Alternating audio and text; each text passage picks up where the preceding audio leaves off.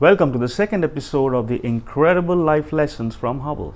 My name is Rafi, and in this episode we are going to look at the 3 life lessons that Hubble teaches us. Keep watching. Now, as we discussed in the first episode, right when you think nothing can go wrong, something always does. A key promise of having a telescope right up in the space was that it would take razor-sharp images, something which was not possible from the Earth. However, when Hubble started sending the pictures, the images had no razor-sharp focus, and in fact, all of them were blurry. So the images that they got looked like this, which was still better than a ground-based telescope, but it is not what is expected from Hubble. So no matter what NASA tried, Hubble simply was not able to get a razor-sharp focus. So people were outraged. In case you're wondering why were people outraged, you see that 1.5 billion which NASA invested in the Hubble Space Telescope, it came from the taxpayers' money.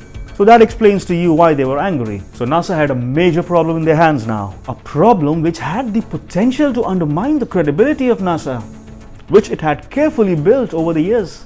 Like in life, NASA had 2 choices. Either they could sulk or they could solve. You see, when we aim big, something always goes wrong. So the question is, what do we do about it? So NASA decided to solve. But before you solve a problem, you need to know what the problem is. They discovered that the primary mirror, remember this one? It had an error called spherical aberration. So basically, the mirror was not grounded to the right shape. The curvature of the mirror was off by less than 1/1,000,000th of a meter, or simplistically speaking, 1/50th the width of a human hair. But even such a small error was enough to ensure that the Hubble images were blurry. Voila, now we know the problem. So how do we solve it? Problems are important because they are harbingers of change, innovation, and inventions. And without these problems, human race would not have developed much. And this is where the genius of NASA and ESA comes in. To explain simply, when a human being has got a blurry vision, what does that person do?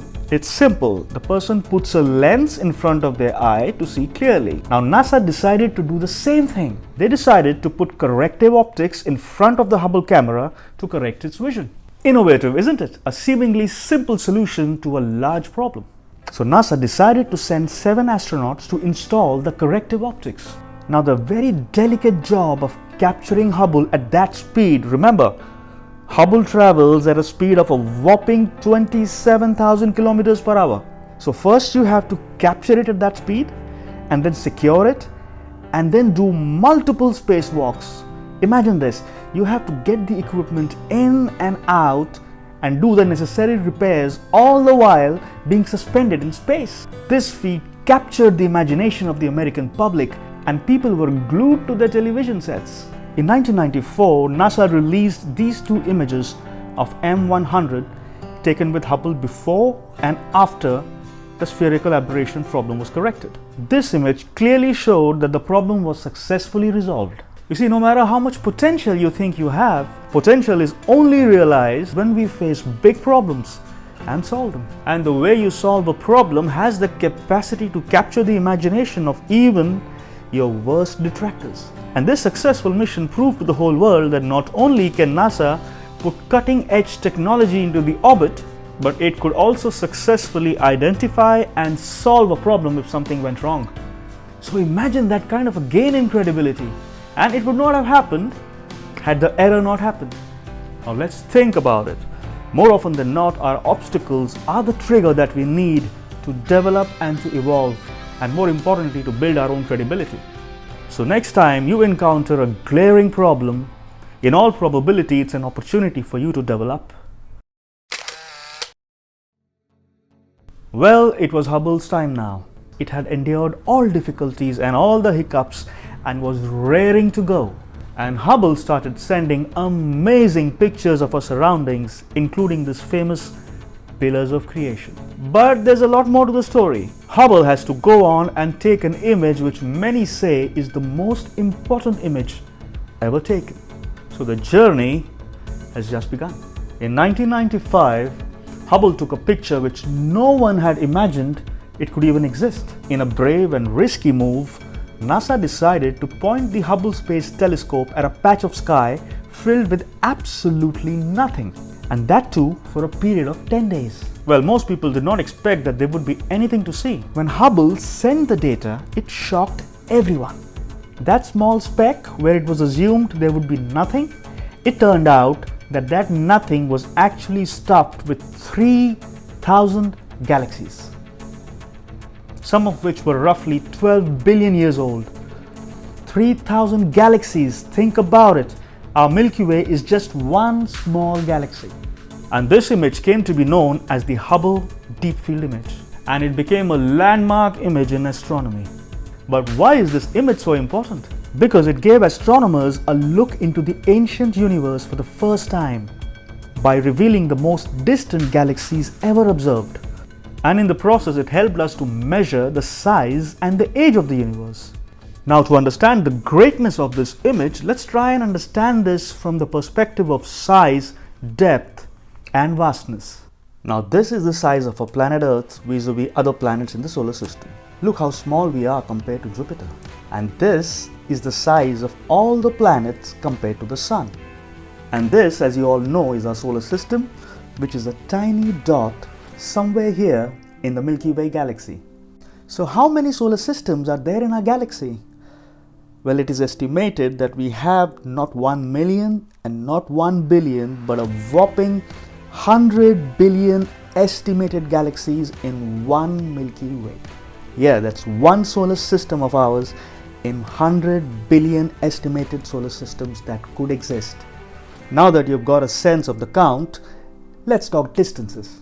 Well, distance in space is normally calculated in light time, which is the distance that light travels in a specific period of time. So 1 light second is 300,000 kilometers, and 1 light minute is 18 million kilometers. 1 light day is 25.9 billion kilometers, and 1 light year is a whopping 9.4 trillion kilometers. And our Milky Way is stretched across 100,000 light years. Imagine the distance and its spread. Now that we have got this, let's understand that in this picture there are 3,000 galaxies just like our Milky Way. And these galaxies are in a tiny speck of sky, just an extremely small area. And some of them are in fact 12 billion light years away.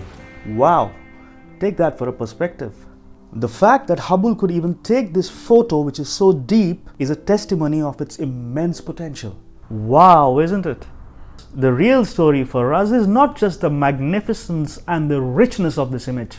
The real story is that this iconic image would never have happened if not for the exemplary leadership of one person. Yes, only one person. And his name is Robert Williams, who was the newly appointed director of the Space Telescope and Science Institute. And it was his idea to point the telescope at that patch of sky. So what's the big deal? Why was it risky? And why is he so instrumental? Because telescope time was very sought after and precious. So other astronomers and his colleagues at NASA thought that it was a bad idea and an absolute waste of valuable telescope time. Plus, imagine a scenario where after spending substantial time staring at nothing in space, they find that there's nothing there. This would be another public relations nightmare for Hubble. And previous calculations had indicated that Hubble would not be able to detect very distant galaxies anyways. However, some people are made of different stuff. Robert Williams' logic was, 1. Scientific discovery requires risk. And as scientists, they are obligated to take that risk. Second, they would never know what was there unless they tried. And the answers to the questions on the universe may not necessarily lie in what is obvious and clearly visible. And lastly, the real potential of the telescope can only be tested once we test it in unknown waters. But NASA was still hesitant, it was still too risky for them. But for Robert Williams, the potential observations were so important and so fundamental that he was willing to risk his job. As he told NASA that he would resign from his job if nothing substantial is found in that small speck of sky. So he decided to direct the Hubble Space Telescope at that small speck of sky where nothing was visible, purely at his own risk. And in doing so, he gave us some magnificent lessons to learn. What Robert Williams' leadership tells us is that true leadership requires a strong conviction in yourself and your vision. It also tells us that true leadership requires risk-taking ability despite unfavorable circumstances. True leadership also means taking accountability and responsibility for your actions. And more importantly, true leadership is about identifying the potential and backing it to the maximum. Like what Robert Williams did when he identified the potential that Hubble had and backed it. In 2004, Hubble went a step further and took an image of another small speck of sky and came out with this. Known as the Hubble Ultra Deep Field image, it contains nearly 10,000 galaxies. And this image is the deepest image of the universe ever taken and has been used to search for galaxies that existed between 400 and 800 million years after the Big Bang. Now, seeing this far back in time is especially important for understanding a crucial stage in evolution of the early universe. Now, as you marvel at these findings, spare a thought for Robert Williams, without whom we would still be staring at the known objects in the sky with no inkling as to how deep is the true potential of Hubble. The Hubble Space Telescope was initially designed only for a period of 15 years. However, on April 24th, 2020, it finished 30 years of its service in space. And it is still going strong. But before we move ahead, let us pause and see a snapshot of Hubble's work to understand the impact of its service to us.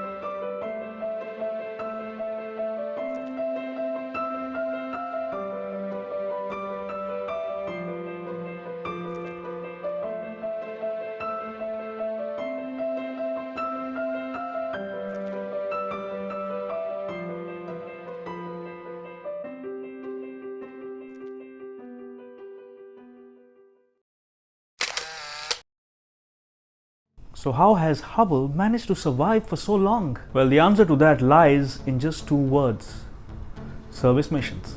Hubble was designed for astronauts to go into the space and do the necessary repairs. And Hubble has had not one or two, but 5 service missions so far. The service missions are basically delicate operations that begins with astronauts leaving the Earth, reaching the Earth's orbit and docking with Hubble. And then over a period of 4 to 5 days, all the repairs and all the replacements are finally done. Once the equipments are upgraded and all the necessary repairs are done, Hubble is then redeployed with the latest technology. Just like Hubble, we also need constant upgradation by acquiring new knowledge and new skills. And to do that, sometimes we have to ditch our age-old beliefs or whatever we had learned in the past to acquire new beliefs and new knowledge in order to stay relevant and to thrive personally as well as professionally.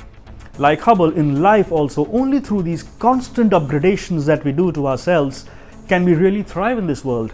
So no matter the age, no matter your experiences, always keep learning new things to upgrade yourself. There is no set date for Hubble's retirement. It has already surpassed all the expectations that people had. And how long can Hubble still sustain itself is a matter of speculation now. Some say it can go on till 2030, some say it can also go on till 2040.